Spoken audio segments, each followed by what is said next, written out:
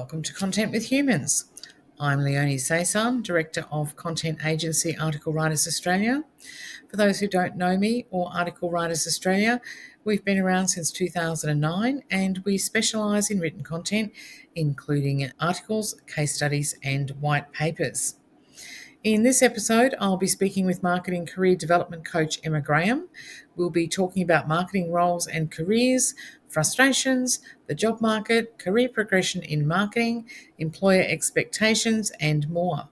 Let's meet Emma. Emma, welcome to Content with Humans. Thank you. Thanks for having me.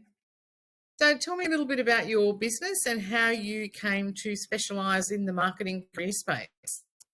So it's quite a long answer to that. Present day, I'm a career coach and I work specifically with marketers and create across a number of questions to do with career, whether that's around clarity on what they're trying to achieve, what those steps are going to be to get from A to B, how to articulate their value if they're actually looking for a new role at the moment. How do you separate yourself from the crowd, and how do you communicate all of those things via, CV, LinkedIn, in person, in interviews, via online brand, all of those types of things.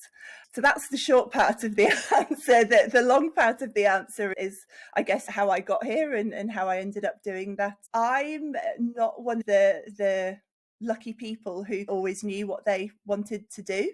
For me, there was a lot of trial and error and trying to figure it out. And a lot of that came from the stuff that I was naturally good at was a lot of the left brain, businessy, analytical, logical stuff. But it wasn't the stuff that I personally really enjoyed doing. So I, in my early career, went between left brain, right brain, trying to figure out how do I actually bring those two things together. So the early part of my career was spent in management training in the UK. Spent a lot of time working with the DISC behavioural model. I trained in that myself and did a lot of coaching with fairly senior execs in terms of how they communicate and how they build teams. And that part of it I really loved. As part of that, trying to figure out what it all looked like, I then stepped away from that business after about 5.5 years. It was actually my own business with a business partner. I was living up in Leeds at the time. I moved to London and decided that I wanted to get into fashion because that sounded really cool. I had no background in that whatsoever. My road into that was essentially through sales. So I took on various kind of sales management roles in firstly Selfridges and then Harrods, and led pretty large teams. Certainly in Harrods it was about 55 people. So I got that little bit of the fashion side of things, but I guess sticking with the skills that I had in terms of people and communication and sales. Did that for about 3-4 years. And again, that same question reared its head and I went back in the more kind of businessy direction, very much stumbled into recruitment. And in the UK, there used to be a site, there may still be actually, called Monster, where you would upload your CV and employers would contact you if they thought something was of interest. And I got a phone call from Nikki, who's still my friend to this day, who worked for this recruiter and said, have you ever thought about doing recruitment? I didn't really know much about it. So I went and met with them a couple of times and thought, yeah, this is the next stage in the journey. The area that they worked in was very specialised. It was working with Lean and Six Sigma professionals across various industries and actually globally. My role was financial services within the UK. I was there for about 2.5 years. And during that time, the first year or so, it was a pretty good kind of climate in the UK. At the end of that first year was when we called it the credit crunch hit, which in the UK and London specifically was huge. It was a really big crash. And as my market was financial services, that made the next year of my role really challenging. I wasn't enjoying it, but I didn't feel like I could leave because the economy was really pretty wrecked at that point. So I toughed it out and did as much as I could. All the while, the organisation I worked for was downsizing around me. Myself and one other gentleman were pretty much the last two people, non-managers standing, got made redundant, and went off again in a probably slightly different direction, trying to get more of that kind of creative side out again. Started my own business doing kind of personal branding, styling, primarily with male clients, actually helping them in terms of how they would present themselves in terms of their wardrobe, and helping with things like that.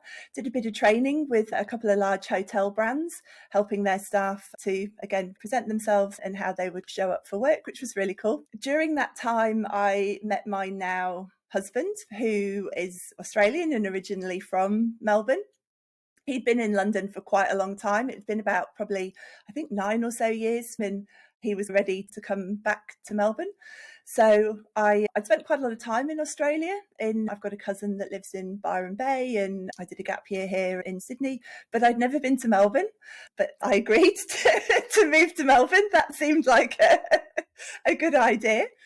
So at the end of 2011, December it was, moved to Melbourne, and I've been here ever since. When we first got here, neither of us had roles. Obviously he was coming back from 10, 11 years having been overseas, had a couple of months off while we found somewhere to live, all of that stuff.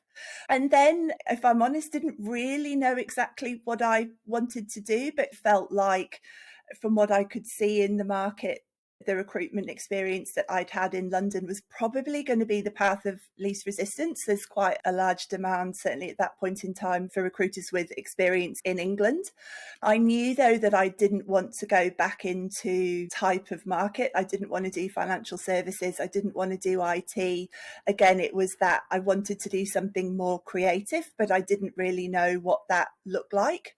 I went on Seek, and I was looking at jobs and saw an advert for what's called a rec to rec, so a recruiter that recruits, and called him, and he must have thought I was a bit of a nightmare, because all I could list was the things that I didn't want to do, which I don't want financial services, but actually I think the stars just aligned, because he said, I think I've got the perfect role for you. I'm working with this American company who have a small office here in Australia, and they work in the creative digital space. Maybe you'd be interested in chatting to them.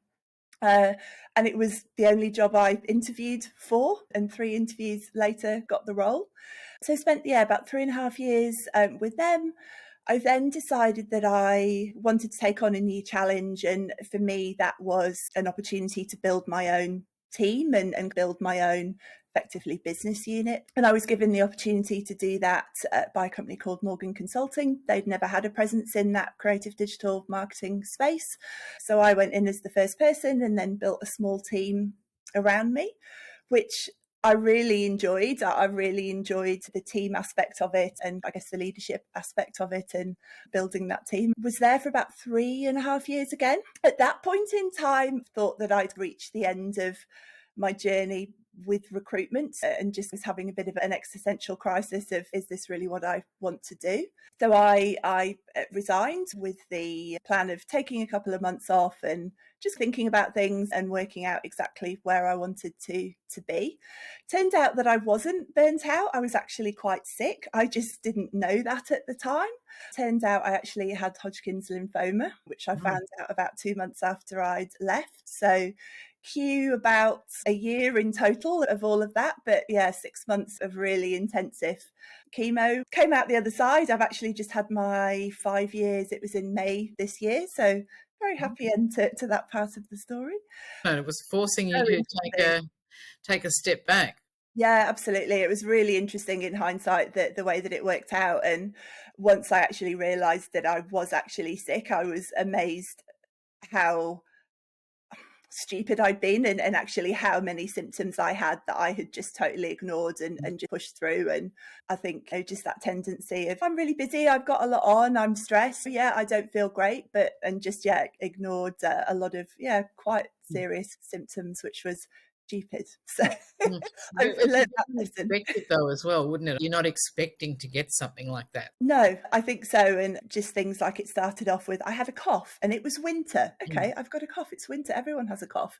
But then 3 months later, when you've still got that cough, and now I had a pain in my chest, but I could explain the pain in the chest by the fact that I'd been coughing for 3 months, and the stories we tell ourselves to justify what was going on. But it was a really interesting time, and as hard as it was, it sounds a bit weird to say, but I do almost think about my life as a bit of before and after. I think I'm a very different person probably than I was beforehand. It really forced me to really reevaluate what's the point of it all, like what this thing called life, like what am I actually trying to achieve here, what's important to me, what are the things that I really value. And I think what I discovered was that all the stuff that I was putting a lot of onus on meant nothing, and the stuff that I was probably taking for granted was all the stuff that was actually really important. And so it really led me to realign priorities and how I want to spend my time and the things that are important to me ultimately. I was probably had about 2 years in the end off work. The second part of that was COVID. I probably was ready to come back to work about a year and a half or so after, but a small thing called a pandemic was got in the way of that. Unexpected. Yeah, very unexpected. Yeah, I had a few years of kind of big unexpected events to deal with. And then actually ended up going back into recruitment, which is something that I didn't think I was probably going to do, but had the opportunity to go into business with a friend of mine who I'd worked with previously at Morgan, and spent 2 years up until the end of last year in that business. And it really, for me, that 2 years really crystallized what it was within recruitment that I loved and the part of it that really resonated with me. And that was always the side of it of working with candidates and helping them to, whether it was career advice, whether it was helping them to position themselves more effectively, that was the bit that kind of always really resonated. And something else that I learned during that time, if you're immersed in something, things that seem very obvious to you that everyone knows that. Not everyone does know that. And that's what kind of really became evident to me, that there was a real gap, people needing help and support, and naturally getting to the recruitment industry as the industry that was going to help them. But that's not what the recruitment industry is designed for. It's there to service the clients, and all the KPIs and a lot of the structure is set up that way.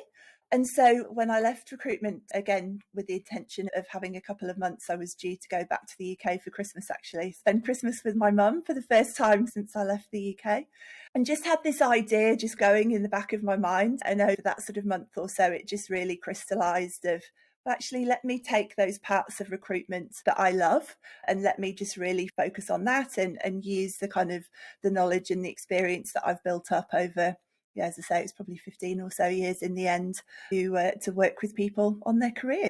No, I can see now too that your personal experience in being unwell and all of the focus that you then put into working out what your values are and the difference between something that you're good at and something that you enjoy, all of those things in your background really contribute to what you're doing now. That's put you in quite a good position to have those conversations with I people think who are so. trying to work out what they want to do next. Yeah, absolutely. And I think there's a pretty decent proportion of people that are probably working towards a definition of success that isn't their own.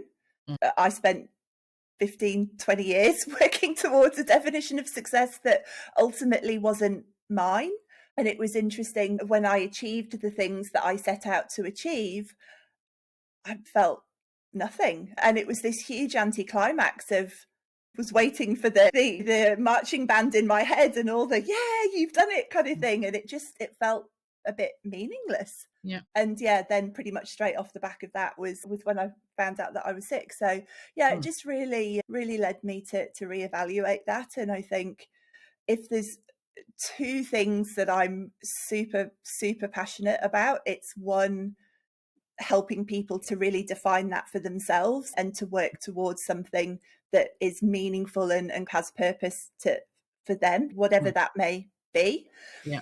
And also really helping people to take control of their careers and not just sit back and hope that they're going to be recognised for work, but really take control of it and put yourself in the driving seat. So I think those are probably the two Yeah. real driving forces behind what I do now.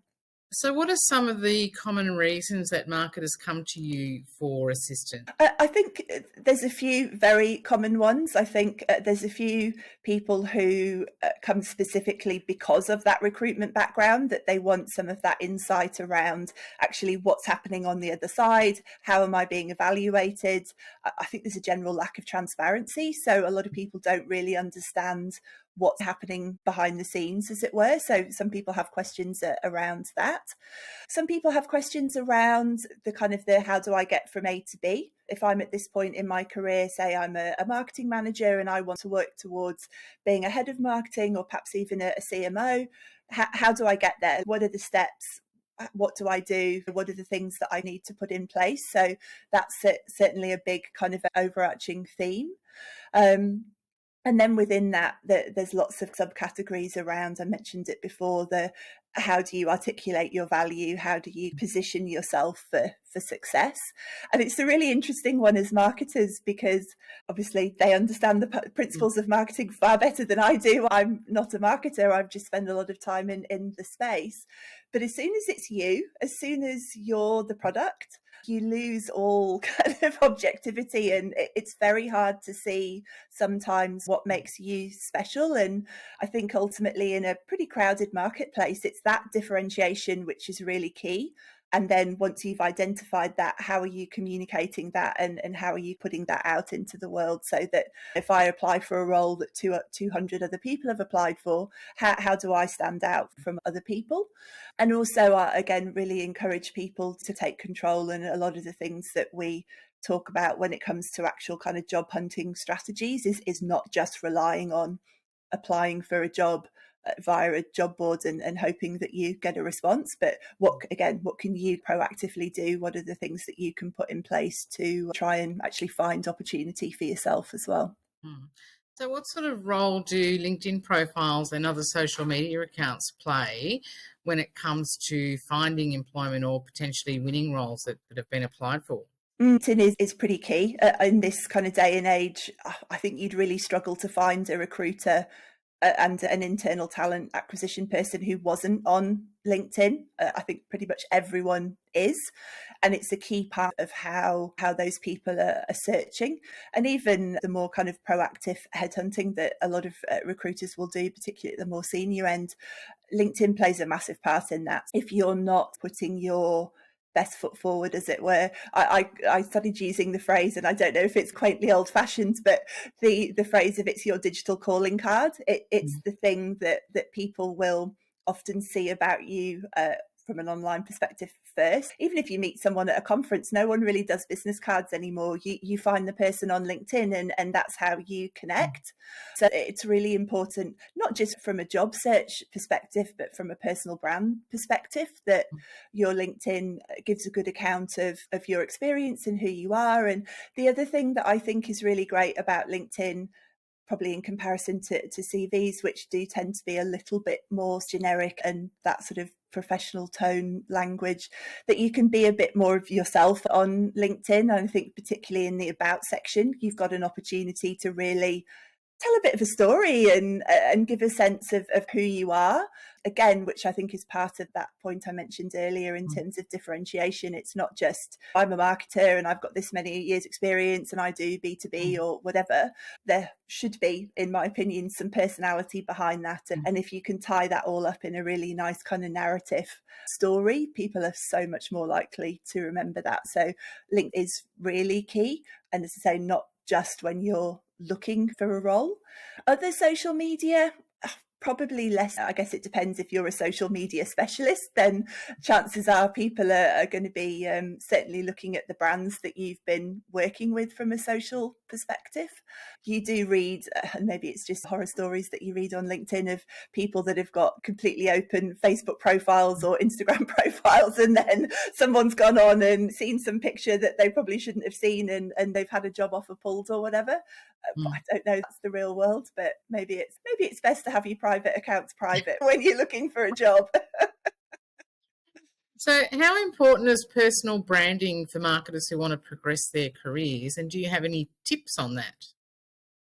I think it's really important, and I think it probably has and is in danger of becoming a bit of a a cliche almost, and the phrase does get thrown around quite a lot, but I think it is important. And I think, again, marketers know better than anyone that certainly people respond to the person, not necessarily the overarching brand of an organization that they've been part of. So I do think it's important. And I do think, as I said, LinkedIn can play a big part of that. But also people's day-to-day experience of working with you, whether you're out and about going to conferences perhaps, or attending kind of roundtable events. And I think networking, again, is a word I don't love, because I think it has a bit of a negative connotation for a lot of people. It can feel little bit icky, a little bit salesy. But I think if it's done and done in the right way, in terms of actually building relationships and building community, like that's what Yeah. I mean when I say Yeah. networking. So I do think all of those things really do play a part, and particularly if you're someone that does want to take control of your career and ultimately move in a certain direction, all of those things do become really key and a really big part of how you can, again, position yourself for success and really make the most of opportunities and potentially create opportunities for yourself without just having to rely on applying for things that you see online, which you have very limited control over. So I do think it's important. I think part of the challenge for people, and I completely understand it, is we're all busy. We're all busy at work. You've got a lot of demands, trying to balance that with home, potentially with family.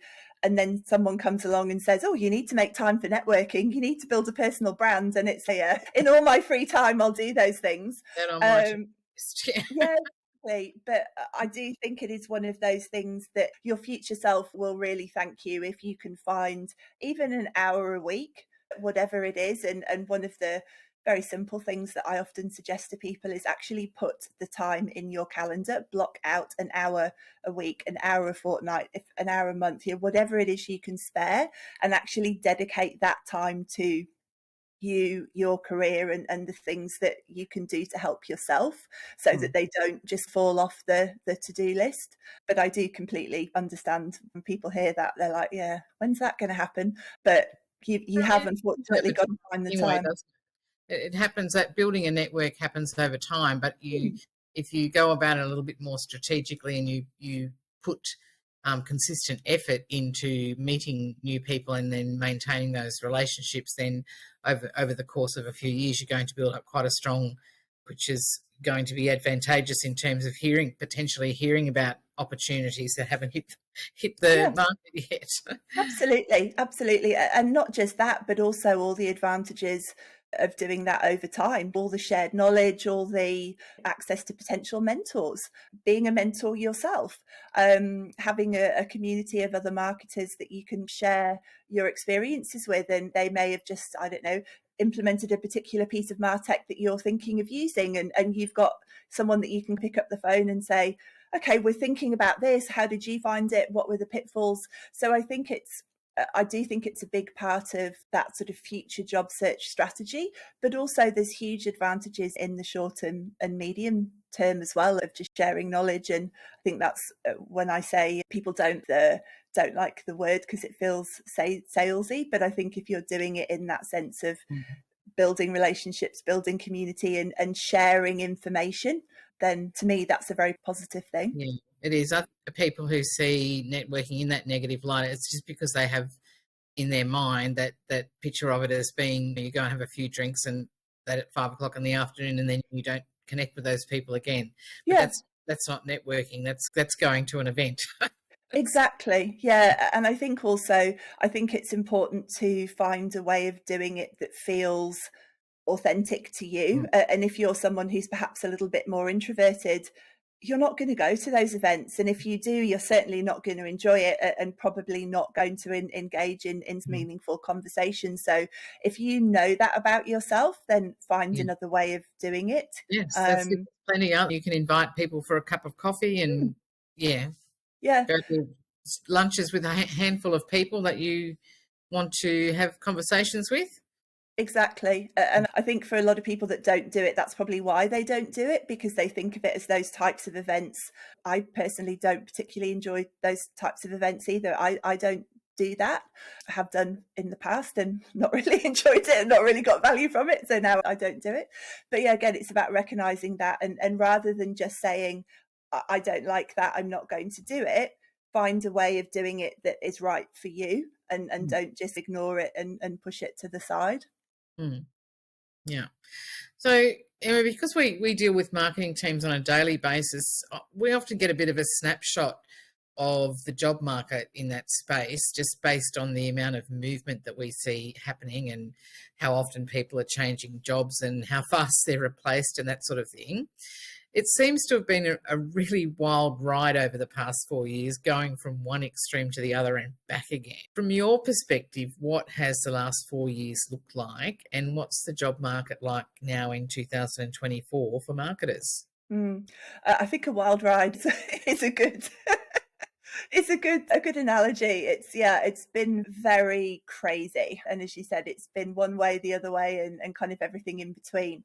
I think certainly if we remember back to COVID times, which I try to do as little as possible, try to just remove it from my memory. Certainly in the early parts of COVID, certainly if you were any sort of online retailer, or we all remember a lot of tech companies going absolutely crazy at that point in time. There was a lot of hiring. Obviously, the borders were closed, so there wasn't new talent coming in. And there was a period of time there where the competition for talent was really tight, particularly at that sort of executional kind of marketing specialist kind of level. People were effectively naming their own price, and people were leaving to roles where they were getting really significant increases, ridiculously so in some instance. And as is the way, a lot of things, as it goes up, it often comes back down, which it did. Off the back of COVID, one thing that I saw a lot, which I thought would have corrected itself by now, but doesn't seem to have, that a lot of senior roles are made redundant. Some of those people took voluntary redundancy. I think the challenge of getting a large team through COVID took a toll on a lot of people, and they just wanted a bit of a break. And if there was a redundancy on the table, they would put their hand up and say, great, yeah, I'll take the money and I'll have a bit of time off, and I'll get back into a role fairly easily, because that's what had happened in the past. But a lot of those senior roles didn't come back to the market, and a lot of those senior people were out of work for probably longer than they would have expected to be. One interesting thing that happened off the back of that, and you still see it now, is quite a number of people took on these sort of fractional CMO roles and would effectively start their own consulting businesses doing kind of fractional CMO, which I have to say I love. I think it's a great idea, and I think it's a real win for both sides. But I would have expected, certainly probably by last year, that a lot of those senior roles would have started to have come back. Because you can in the short term see it. Okay, that person's put a plan in place, they've set a strategy, they're no longer there, we've got a really well-oiled team that are executing to that strategy. But not too much time has to go by before that strategy isn't live anymore. It's no longer current.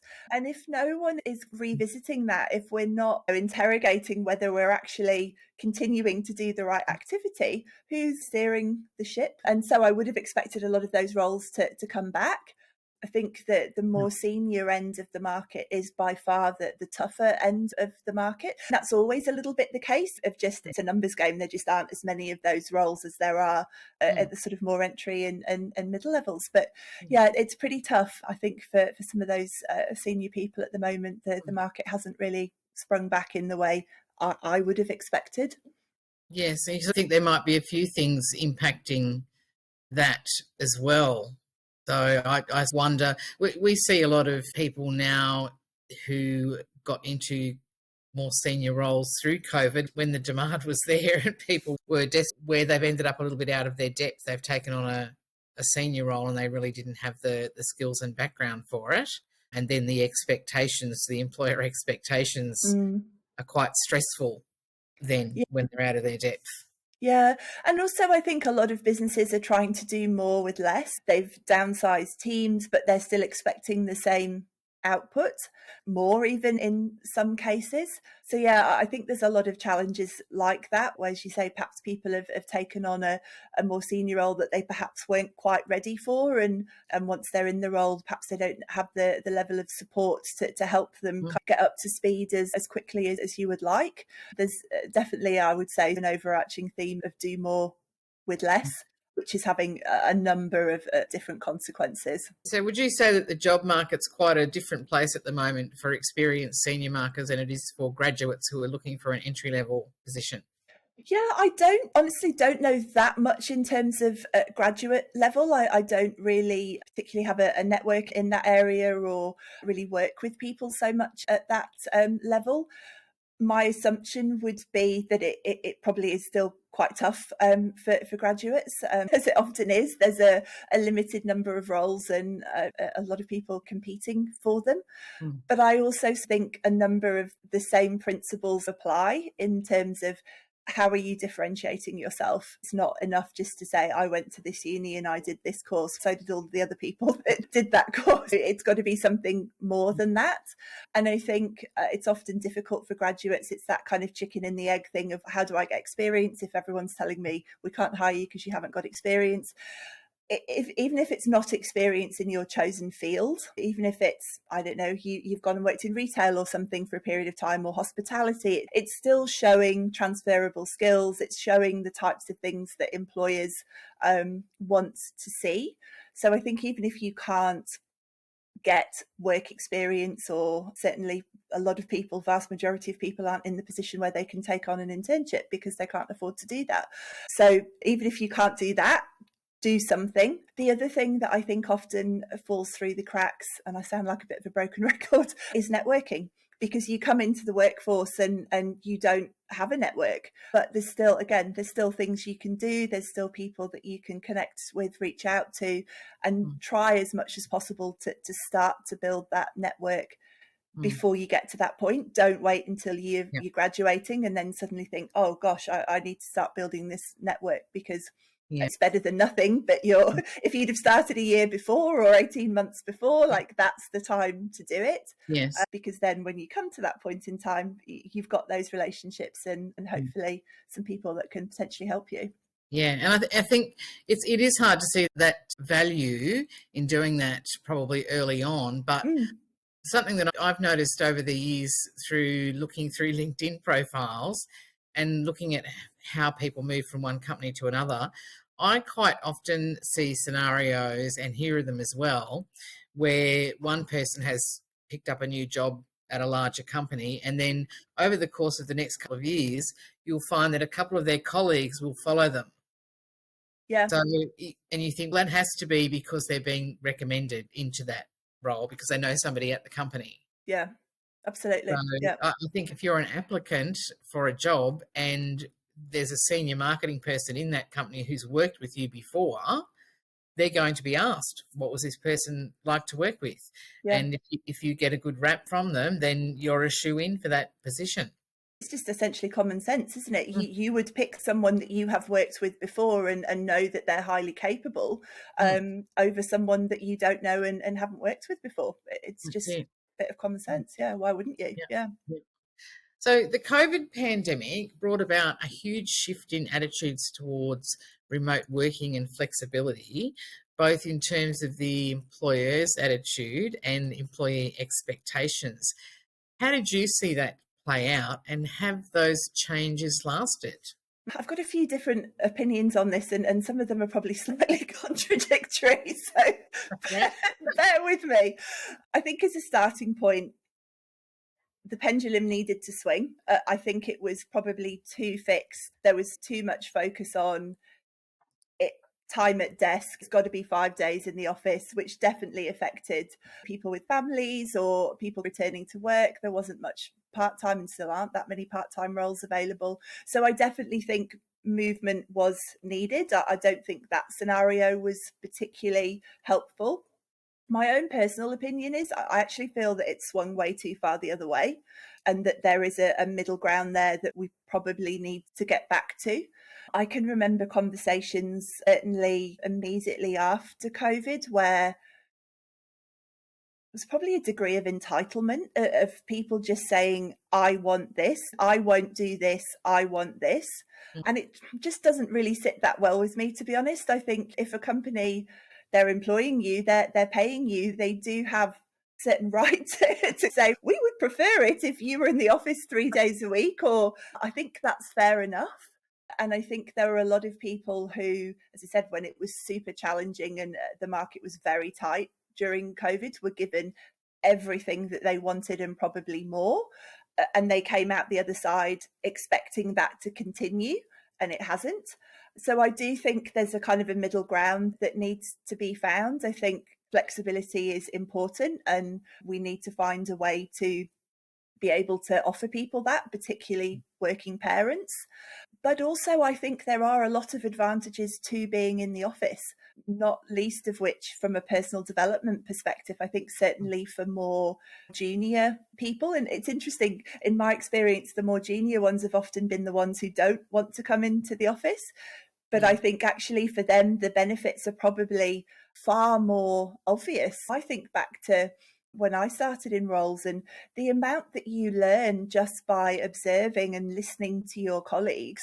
If you haven't got that, I think of even just back in the days in recruitment of how to have a difficult conversation. You're constantly listening to people and taking in that information, and it's incredibly valuable. If I was just sat at home, I wouldn't have learned anywhere near as much. It's hard to teach somebody something online. You can get them online and have a conversation. You can give them instructions. But I think in the office scenario, someone's more likely to ask questions. You can look over your shoulder and say, oh, I'm having trouble with this. Does anyone know how to do it? Or have you got any ideas for this? I think you're less likely, and I'm very pro remote working because I've been doing it for a long time. But I can see the differences and the disadvantage of it as well, in that you just don't have that around and ask somebody a question. You're going to try and work it out on your own, which is going to take you longer and lacks the input of everybody else at the same time. Yeah, I think it's often just the ability to be able to, observe and model behaviour that is gone. I do also think it has an impact on culture and kind of team dynamics. And in some cases, just efficiency of being able to just turn to someone and say, hey, can we just sort this out quickly, rather than jump on a Teams and it becomes an hour conversation and it's a whole thing. And so I do think there's a middle ground to be found there. I think flexibility is important, but as I say, I think it's swung too far, because I think a lot of the people who say I want flexibility are also being incredibly inflexible, in the sense that they're saying I will only come into the office on a Tuesday and a Wednesday. That's not flexibility. Like it's a two-way street. And I think maybe we've just forgotten some of the benefits of that. So I guess in short, I don't think there's a simple solution. I think it is a complex issue. I don't know that we've necessarily found the solution yet, but it is definitely starting to swing back the other way. And my hope is that we do manage to retain that middle ground and not just go all the way back to where we were. So almost every type of business imaginable needs some type of marketing help. What are some of the most exciting or perhaps unusual options for marketing careers? That's a really interesting question, that. I think I mentioned it before, but I think it is really exciting, that sort of fractional CMO role. And the reason I think it's exciting is, to me, it is a real kind of win, as the best solutions often are, that smaller businesses who wouldn't normally be able to have access to someone that senior with that level of kind of experience or kind of strategic thinking have access to that person one day a week or on a project basis, and also for the person doing the work, I think it gives them a really nice kind of what they can work on. So I think that's really, really interesting. I don't know that there's that many kind of really different and unusual types of roles. It's probably based a little bit sometimes on the business or the industry. I think what you definitely do see, and they're unusual but not in a good way, is the kind of I mentioned it before, the needing to do more with less, where you just end up with these totally bizarre unicorn role of someone that just doesn't exist, where they've probably taken 3 job descriptions and just shoved them together and gone, oh look, here's a role, let's go and try and find this person. Yeah, which actually ties in with what I was going to ask you next, because I sometimes scan through the marketing job ads because I find it's quite a good way to spot emerging trends. And something that strikes me every time I do it is the number of job ads that sound unrealistic, Yeah. whether in terms of this really long list of expertise that they're looking for, or an equally long list of responsibilities for the role that they're describing. So is that something that you hear about often? Yeah, absolutely. And I think it's really interesting to me. It's something that does seem quite innate within marketing. There's just such a lack of standardization across kind of job roles, job titles, equivalent salaries, and it makes it incredibly hard for people when they are looking. You can't look at a title marketing manager and feel confident that's going to sit within a particular salary band. It could be anywhere from 70 to 170, and if people aren't putting salaries on jobs, that's a whole other thing. But yes, absolutely, it happens. I think it happens for probably 2 main reasons. One of them is the businesses wanting to do more with less, and think that we can downsize the team and then just shove it together and that'll be fine, we'll get someone that can do all of that. That's definitely happens. But I think the other side of it is that there's still a lot of misunderstanding or a lack of understanding as to what marketing actually is. So I think a lot of businesses that don't necessarily really understand marketing, and that's how those jobs come around. And you still hear the horror stories of marketing being the colouring in department, and that's all anyone thinks of it. Or, oh, you're a marketer, make me a PowerPoint. Ridiculous. That's not. But it's still, and I think it's probably a combination of those things that are often happening. And I think often if it's maybe a smaller business, or there isn't a senior marketer there who's saying, actually, no, like that's not reasonable to ask for all of those different skill sets. That's actually 2 different job roles. Or so I think, yeah, sometimes it's just a lack of understanding. And sometimes I think they're just maybe trying to get away with getting as much as they can into one role. But it does make it very challenging for people in the space. So several marketing managers I've known over the years have moved on from a role because they felt that the company didn't take marketing seriously, and there was a general lack of respect for the role of marketing and for marketing expertise. Is that a common frustration? It is. I think particularly again amongst more senior marketers, because they're often the ones at the front end of that and having those conversations. Again, I think there's a couple of things going on, and sometimes you just can't turn the Titanic. If it's 1 or 2 people's opinions who are ultimately always going to win, you can try and influence as much as you like, and sometimes you're just never going to get there. So I think sometimes that is the case. I also wonder if, I think partly it sometimes feels like there's 2 different languages being spoken. So there's the language of the business, the commercial outcomes, results, deliverables, numbers, percentages. And if marketing isn't thinking and delivering in those terms, then there can be a bit of a disconnect. I think that's why so many businesses were so excited when the digital marketing kind of revolution came along, because suddenly, oh, we can see the numbers, we understand what's happening, we can see we've invested X and we got back this output. And that's great. But I also think that there's still a place for brand and comms and all of those other things. But it's how do you try and quantify some of those more intangible things, and how do you talk about them in a more using more commercial language so that you're taking the business with you. If you just go into, I don't know, the exec, or maybe you're talking to board or whatever, and you're just talking about brands, and it's not that tangible. That isn't language that those people are necessarily going to resonate with. So I think sometimes it's that the business just doesn't see the value, and they're never going to. It comes from the top down, maybe. Yeah, absolutely. And sometimes it is because if marketers aren't using that type of language or playing the game, trying to show the results in a way that the business needs to see them, And part of that sometimes, I think, and one of the other frustrations I hear a lot is that if marketing isn't valued, it can be very difficult to do that because marketing gets involved halfway along, 2/3 along, when the decisions have already been made and they just get told, oh, execute this campaign. Well, if you actually really want the value of marketing, needs to be there from the beginning and needs to be Yeah. part of that conversation and be advocating for the customer and bringing their knowledge and expertise to that conversation. So I think, again, sometimes that can happen if marketing's just being handed something and say deliver this. Yeah. It's pretty difficult because you're going to be expected to own the result, but you actually weren't part of the The you weren't strategy. part of the you weren't part of the conversation or the strategy. So I think it is very challenging.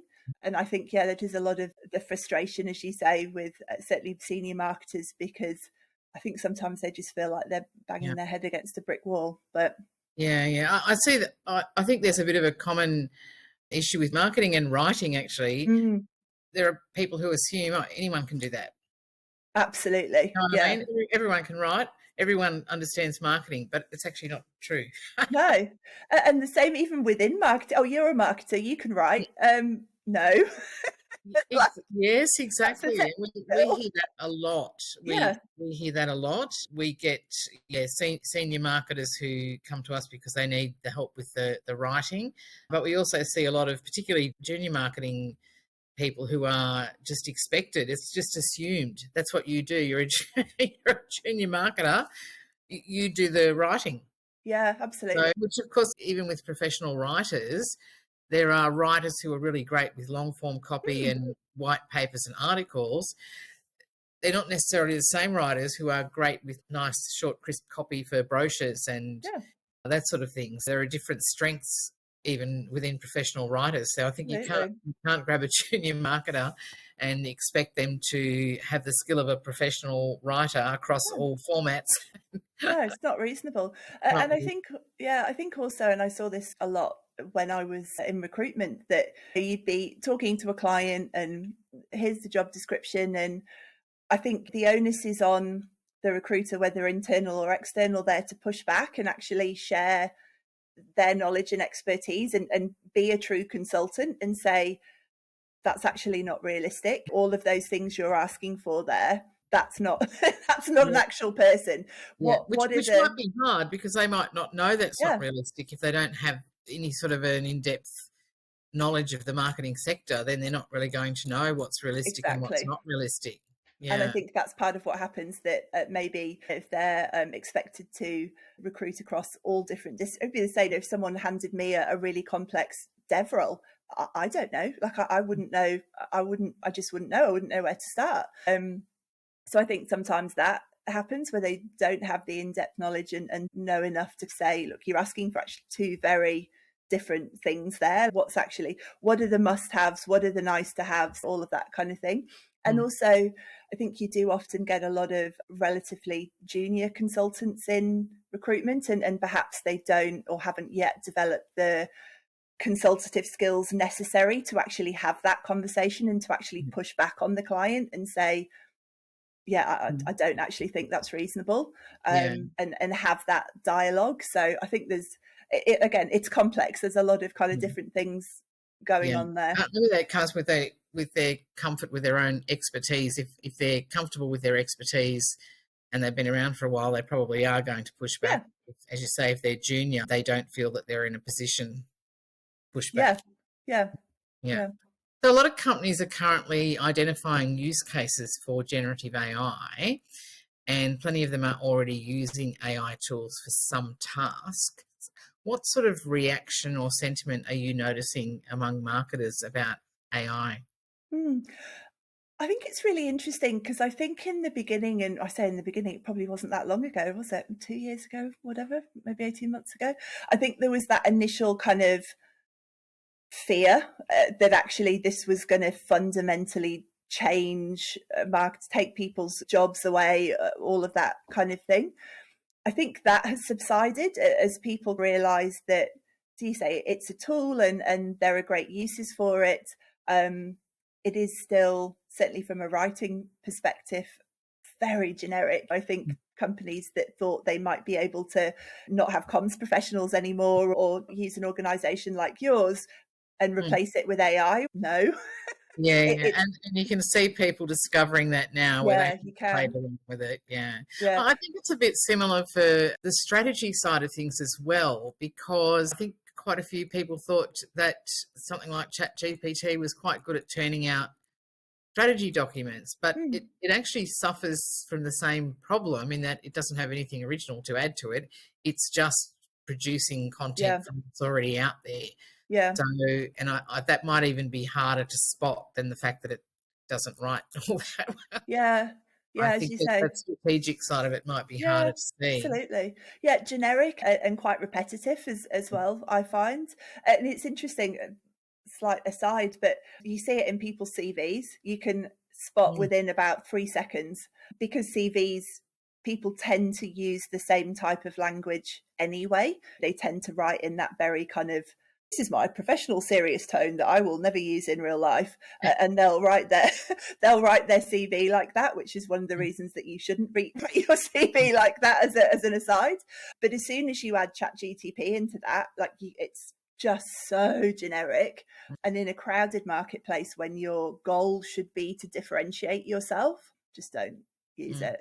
So I think, yeah, a lot of that sort of initial fear didn't really come about. mm. And actually having a conversation in the next couple of months on my podcast, and you might be interested to do the same. There's a lady called Catherine Toms, who is a marketer herself and now does a lot of kind of marketing training, is herself and her husband do a lot of training around AI and how marketers can really utilize AI. So I think if that's something that someone's interested in, yeah, have a look at her on LinkedIn and follow her. She's doing some cool stuff. Okay. So at the moment, what seem to be some of the most sought after skills for marketers? Um, it's an interesting one because I think there's two answers to that. I think there's the sort of executional level skills, and then there's those more kind of senior strategic skills that we mentioned that haven't come back yet.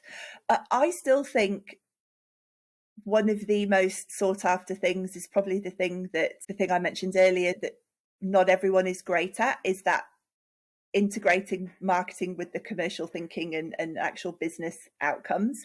And I think if you're someone that can do that, can integrate that, and has a language to speak to, that is a real differentiator, because that is something that people, not all, some marketers do find quite difficult.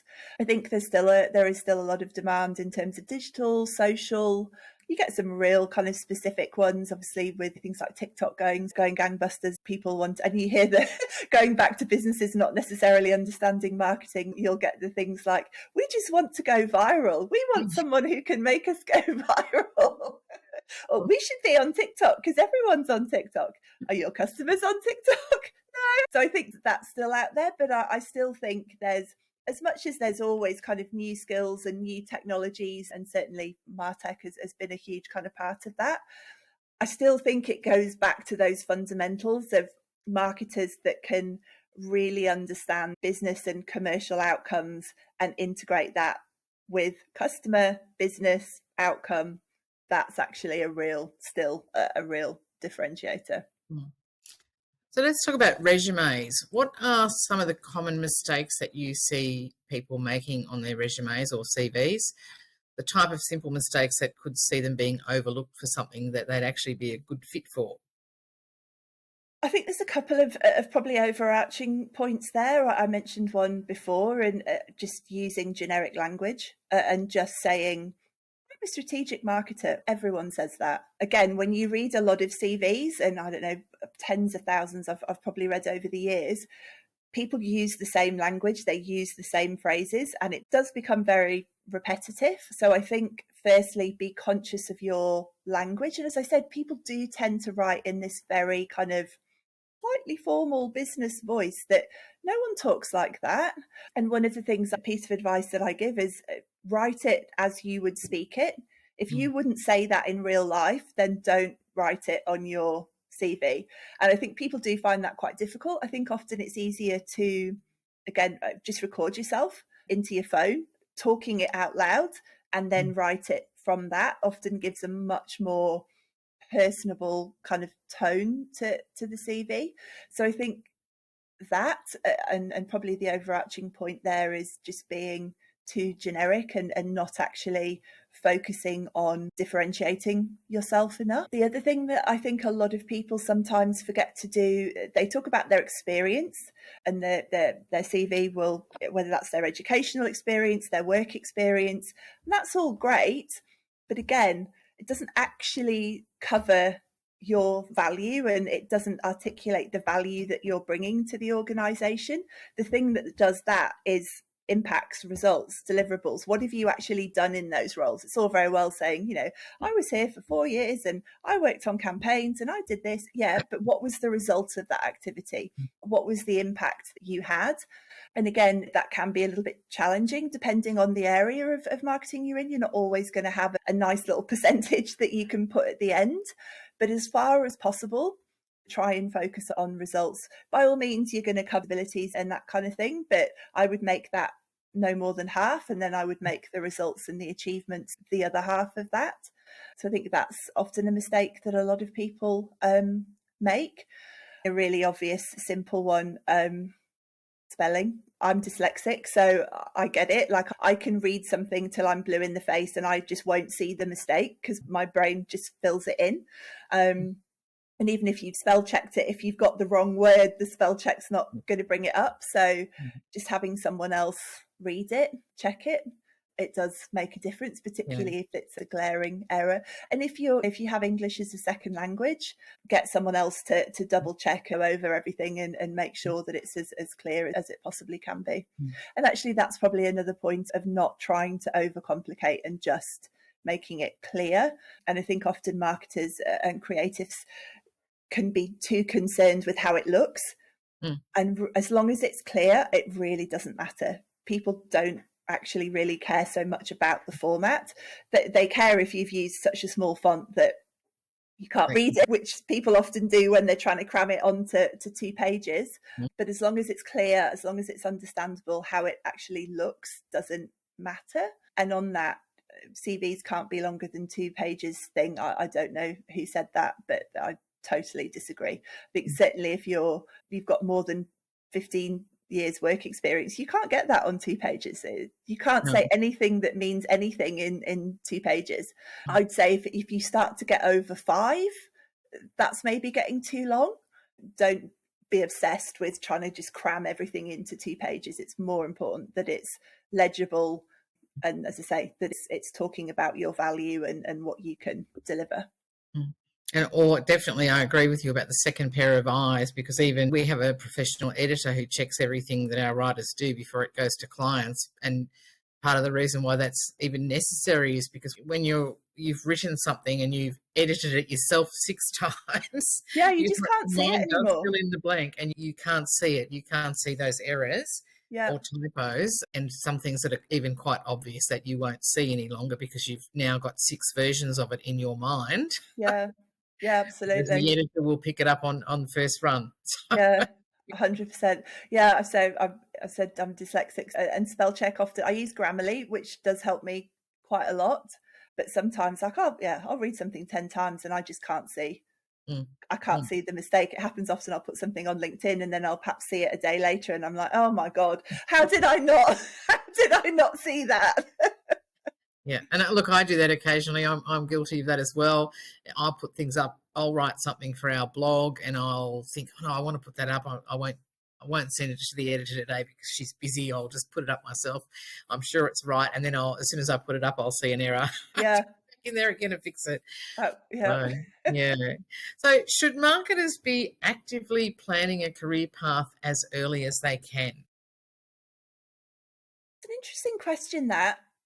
Again, I think there's 2 answers to it. I would say in the very, very beginning, I wouldn't get too hung up on it. I think when you're in the first, certainly 5, 6 or so, maybe even slightly more, I think it's really useful to try different roles and work out, do I want to specialize? Do I want to generalize?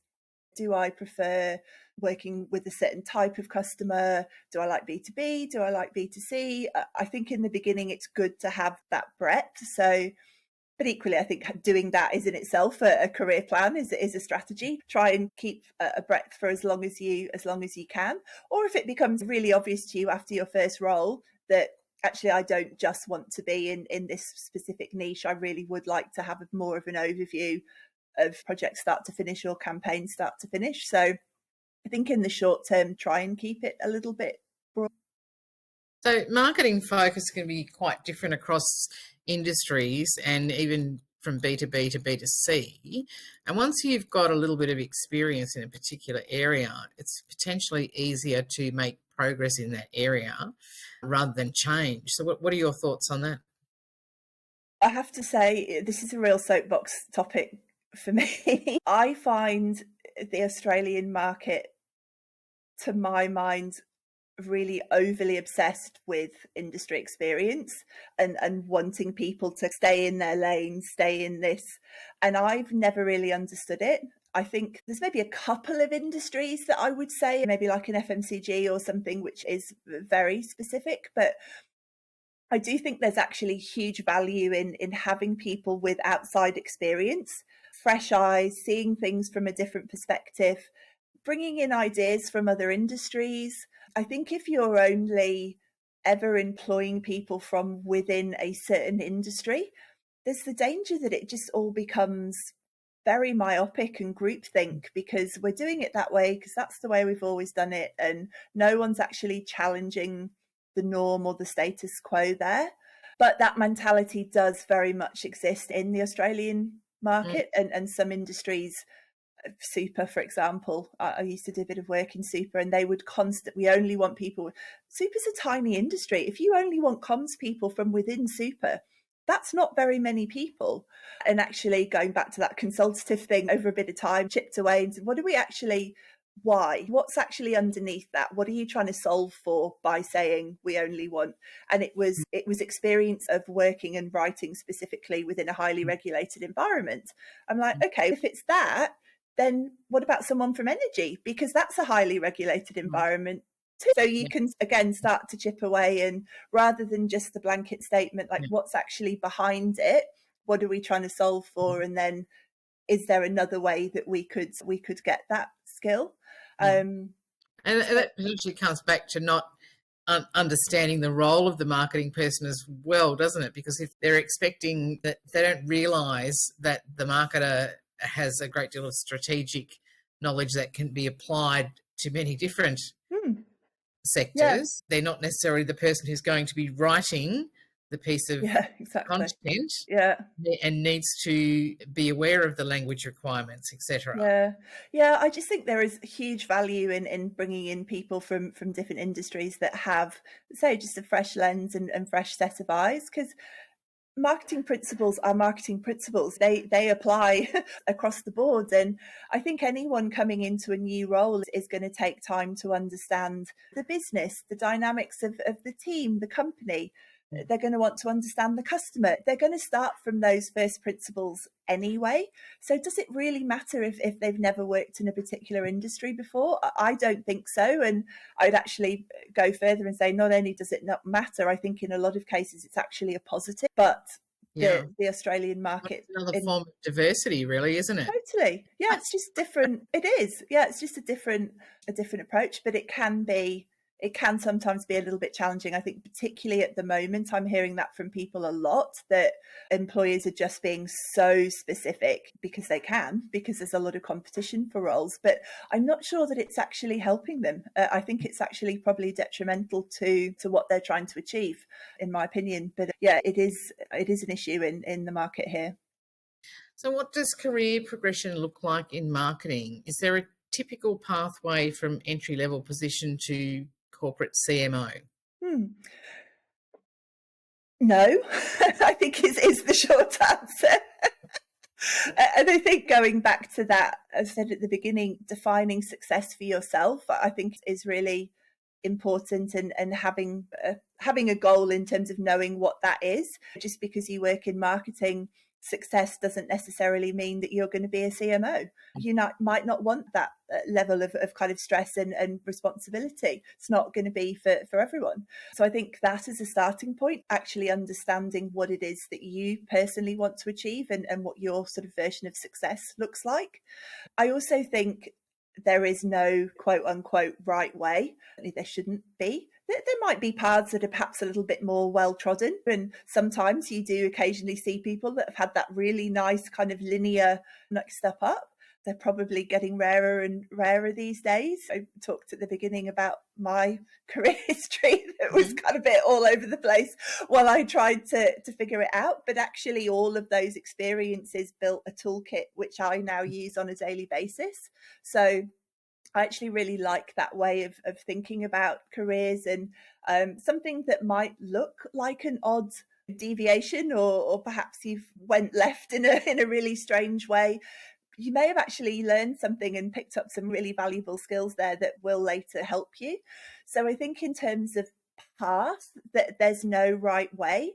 I think a more useful way to look at it is, what are the tools and skills that I need to get me to the place that I want to go, and how will I learn them and how will I pick them up along the way?